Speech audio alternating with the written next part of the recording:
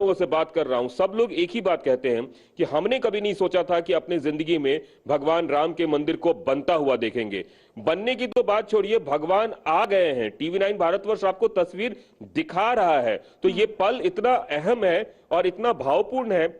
जिसको शब्दों में जितना भी कुछ कहें वो कम है। और जिस तरीके से बनाया गया है, मूर्ति की पवित्रता का अंदाजा लगाइए कि जैसे मां के गर्भ में बच्चा पल रहा होता है तो उसको गर्भाधिवास जिसको कहते हैं, उसमें उसको वेद पुराण तमाम तरह की ऋचाओं का स्तुति कराया जाता है। उसी तरीके से इस विग्रह को जिस दिन से शिला मिली योगी राज को, उस दिन से उस शिला की सुबह दोपहर शाम वेद पाठ पढ़ के पढ़ाया जाता था, सुनाया जाता था उनको। उसके पीछे का भाव ये था कि ये भगवान अभी अपनी मां के गर्भ में है और जब बनकर तैयार होगी तो तब तक उनको वेद पाठ सब कुछ का ज्ञान हो जाएगा। और चूंकि ये तभी तय नहीं था कि कौन सी मूर्ति का सिलेक्शन होगा, तो उसके लिए प्रीति तीनों मूर्तियों को वेद पाठ पढ़ाया जाता था, सुनाया जाता था सुबह दोपहर शाम। तो मुझे वो तुलसीदास जी की रामचरितमानस की वो लाइनें याद आ रही हैं, पंक्तियां याद आ रही है चौपाई की, जाकी रही भावना जैसी प्रभु मूरत देखी तिन तैसी।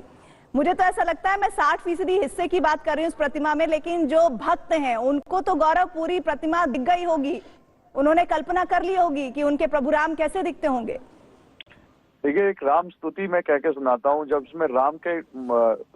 उनके सुंदरता का वर्णन किया गया है। श्री रामचंद्र कृपालु भजमन हरण भव भय दारुणम, नवकंज लोचन कंज मुख कर कंज पद कंजारुणम, कंदर्प अगणित अमृत छवि नवनील नीरत सुंदरम, पटपीठ मानव तलित रुचि शुचि नवमी जनक सुतावरम। श्री राम के बारे में स्तुति में ही कहा गया है कि श्री राम के नेत्र नए खिले हुए कमल पुष्प के समान हैं, उनके हाथ मुख व चरण श्री लाल कमल के समान सुंदर है, उनका रूप असंख्य कामदेवों से भी सुंदर व मनमोहक है, उनके शरीर का रंग नए बने हुए घने नीले बादल के समान है, उनका पीतांबर मेघ रूपी शरीर बिजली के समान चमक रहा है। तो ये जो राम स्तुति है, जो ये उनके रूप का उनका वर्णन है, उनके दर्शन के लिए जिस तरह से पूरी दुनिया में लोग इंतजार कर रहे हैं, जैसा आपने कहा ना तुलसीदास जी की वो छवि की प्रभु मूरत देखी जाकी रही भावना जैसी प्रभु मूरत देखी तिन तैसी, ये भावना तो है, लेकिन इस मूर्ति का भी इंतजार वर्षों से लोग कर रहे थे, जब से राम लड़ा के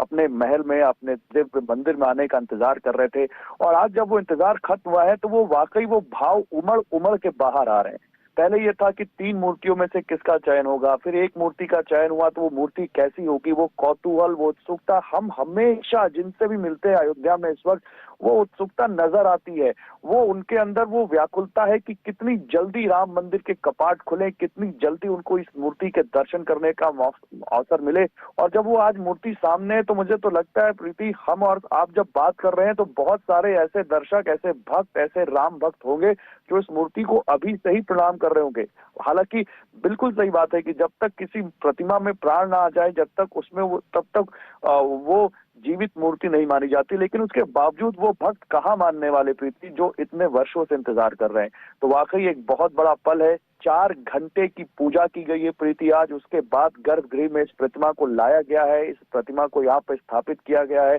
और उसके बाद अधिवास शुरू हुए हैं। 21 तारीख तक ये अधिवास चलेंगे और इसके बाद अब यहाँ पर अब अयोध्या में भक्तों का वो जमावड़ा लगने वाला है, वो तांता लगने वाला है, जिसके लिए अभी से प्रशासन तैयारियां कर रहा है, क्योंकि सबको मालूम है राम भक्तों का वो रेला यहाँ आने वाला है जिसके लिए अब सब अयोध्या पूरी सच कर तैयार है। विपिन चौपाई की एक और लाइनें हैं, हरि अनंत हरि कथा अनंता। आप तो बहुत सारे हरि के भक्तों से मिल रहे हैं, क्या क्या उम्मीदें पाले बैठे हुए हैं वो रामलला की इस प्रतिमा को लेकर, और एक ऐसी कोई याद जो आज आप इस पूरी 84 जो परिक्रमा कर रहे हैं इसके दरमियान आप आज इस तस्वीर के जरिए उन भक्तों को बताना चाहते हैं, उन भक्तों के लिए बताना चाहते हैं?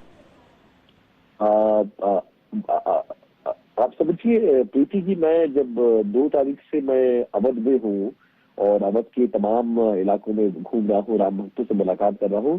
सबकी एक ही अभिलाषा है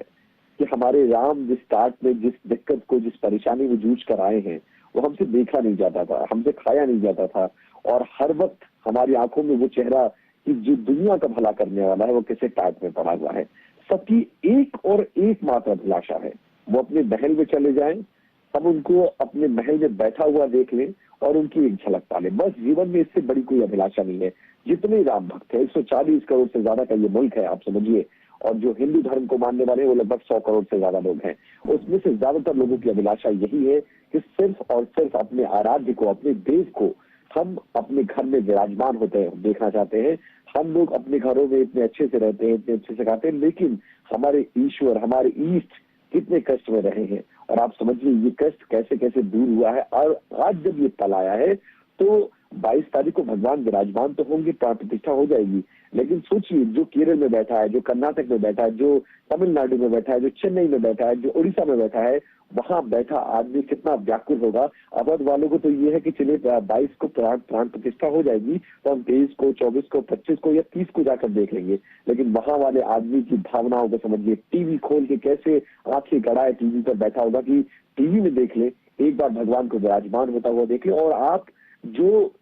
उनके भवन की तस्वीर देख रहे हैं ना, मैं इसमें लगभग 2 महीने पहले गया था जब काम चल रहा था और हम लोग को व्यू